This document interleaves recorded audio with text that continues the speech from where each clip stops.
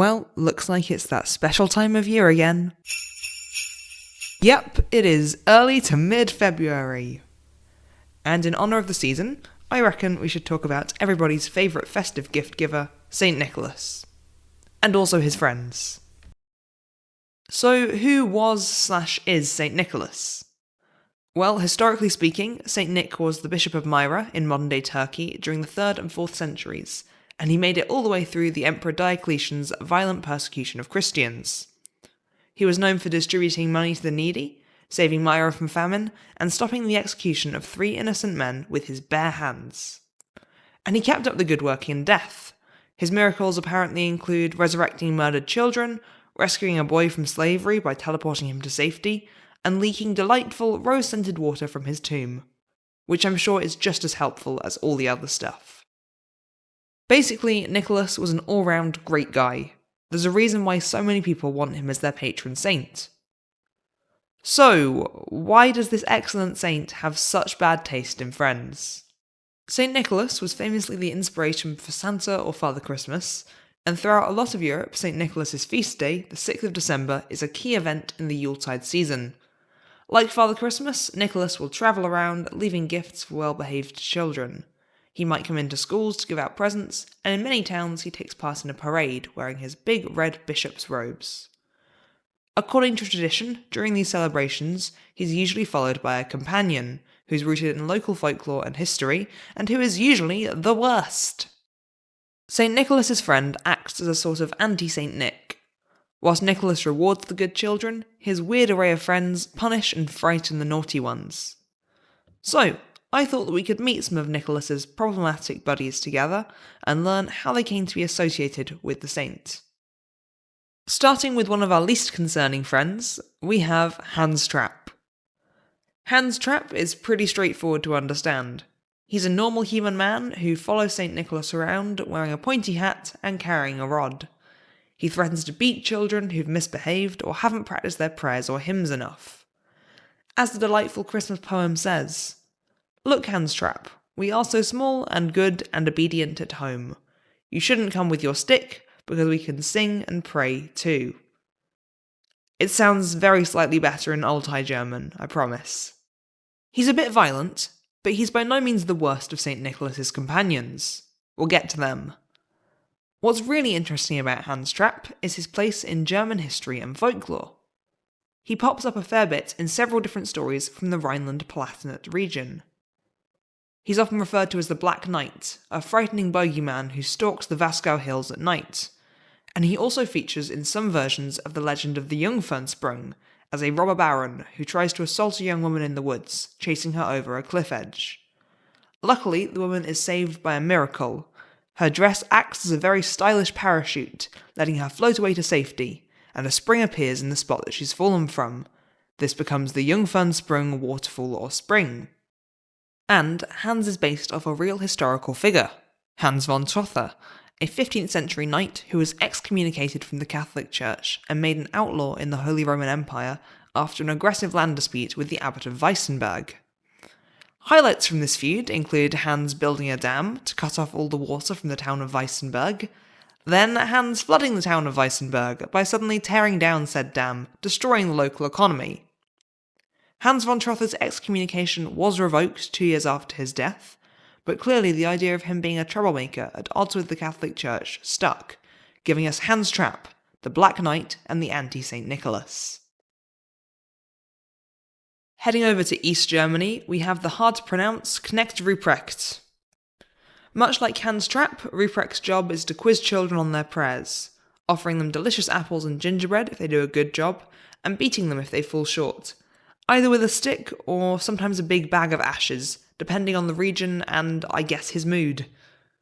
It's hard to find clear information about Ruprecht, but he's sometimes interpreted as a mischievous spirit or elf, and we know that he follows St. Nicholas around, often covered in fur or straw.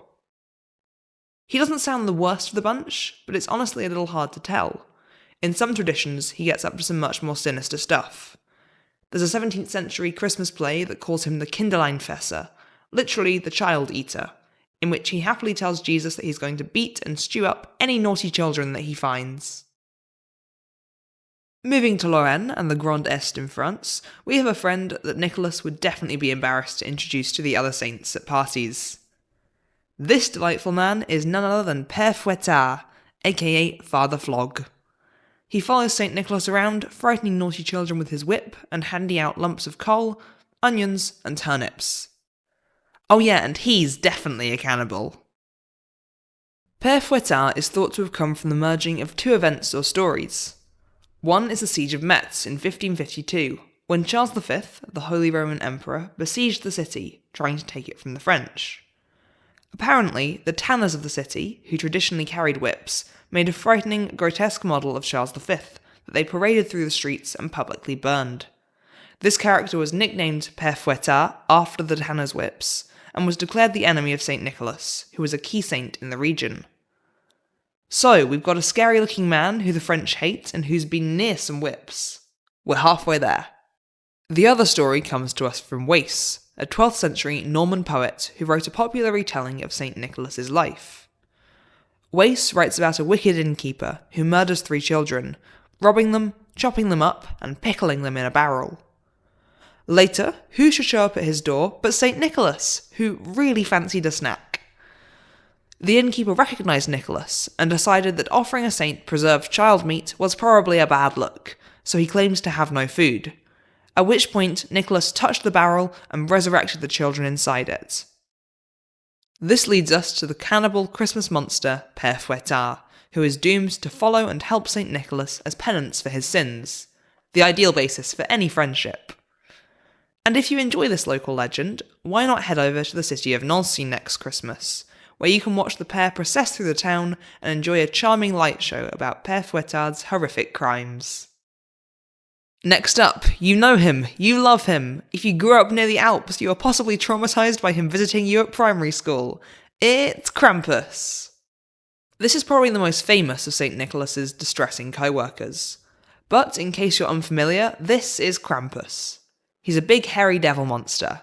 He's fuzzy, he's got massive horns and hooves and a mean set of fangs, and he often carries a bundle of sticks for festive beatings, or a set of chains that he likes to rattle about.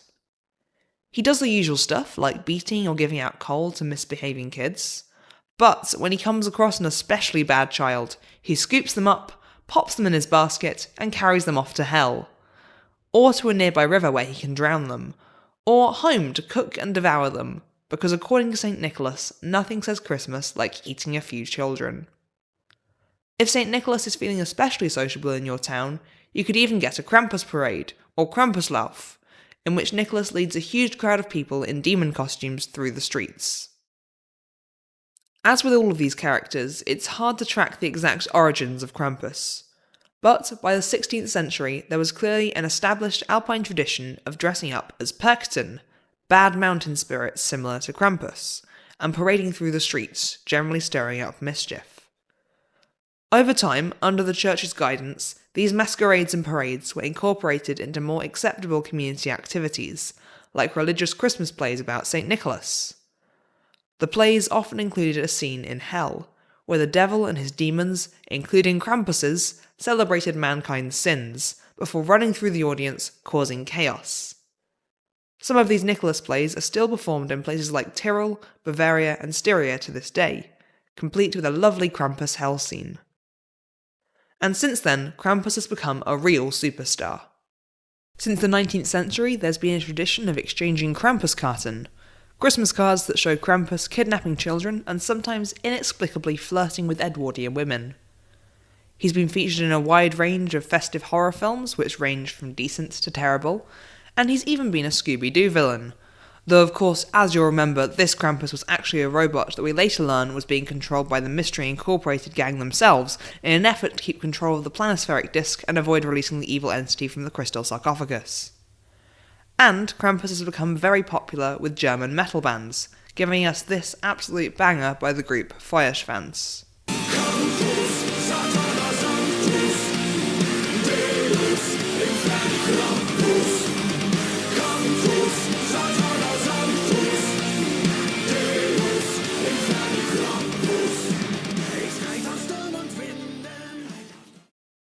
And at last we come to our final Christmas companion, Zwarte Piet.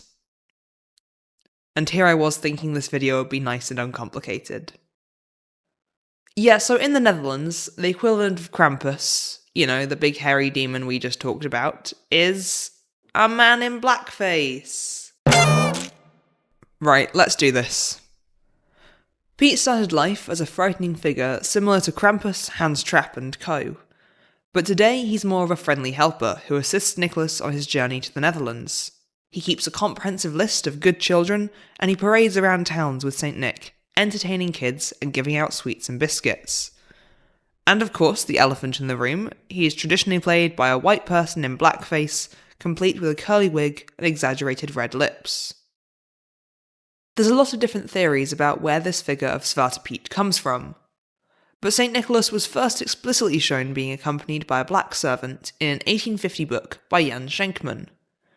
In the second edition, published in 1854, Piet was now dressed in a 17th century outfit with a doublet and breeches, like the clothes he wears today. This image of a black servant in brightly coloured Renaissance-style clothing crops up a lot in Dutch Golden Age paintings, where they're often used as a symbol of a white noble family's wealth and influence. Slavery was technically illegal within the Netherlands in the 17th century, but the country was still deeply involved in the international slave trade, and African people were often brought to the Netherlands through the Dutch slave trade, where they were made servants and were presented as gifts for the rich and powerful. So yeah, really not a great look for St. Nicholas. Unsurprisingly, campaigners have pointed out that this whole tradition seems super racist, and some towns and businesses have adapted it in response. For example, in 2020, the Sinterklaas parade in Amsterdam replaced Zwarte Piet with Chimney Piet. Instead of wearing blackface, everybody dressed up as Piet wears clothes marked with soot and has a couple of soot stains on their face from going up and down chimneys to help Nicholas deliver all his presents. Funnily enough, a common and unconvincing excuse for the traditional blackface is that Piet isn't meant to be black, but instead is just covered in chimney soot from all his hard work. The whole tradition has been and remains a pretty hot topic of debate, with plenty of protests, boycotts, and attacks on anti-Piet campaigners. That wasn't very Christmassy. No, it wasn't. I apologise. In short, Nicholas's friends have been shaped by a whole mix of Christian and pagan traditions and historical events. And it's really interesting to see how all these traditions come together to create a single character in each region or country.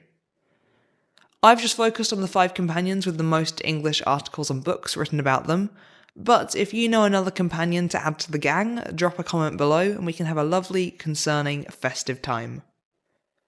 Merry February. God bless us, everyone.